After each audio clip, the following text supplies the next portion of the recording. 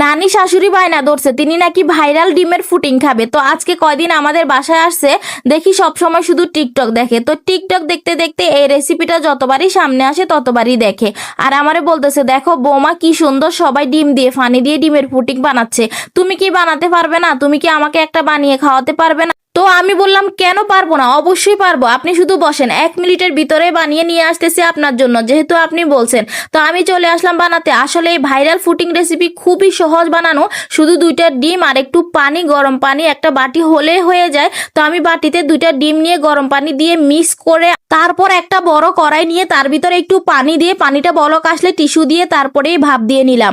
দেখেন কত সুন্দর ভাপ দেওয়া হয়ে গিয়েছে, একদম পারফেক্ট হয়েছে, একেবারে পারফেক্ট। এখন আমি ছুরি দিয়ে কেটে নিলাম। তারপর আমি এখন একটু চিনি দিয়ে ক্যারামেল বানিয়ে নিব। খুবই খুবই সহজ, আর খেতে যে এত দারুণ হবে আমি তো ভাবিই নাই। এরকম যদি জানতাম তাহলে প্রত্যেকদিন একটা একটা করে বানাতাম। যেহেতু আজকে নানু শাশুড়ি বলছে তাই আর কি বানালাম। আসলে ওনার জন্যই ফাইনালি আমার এই ভাইরাল রেসিপিটা বানানো হলো। তো আপনারাও একদিন বাসায় কিন্তু ট্রাই করে দেখবেন, খুবই খুবই তারপর বানানো শেষে নানি শাশুড়ি খেয়ে তো আমার প্রশংসায় পঞ্চমুখ।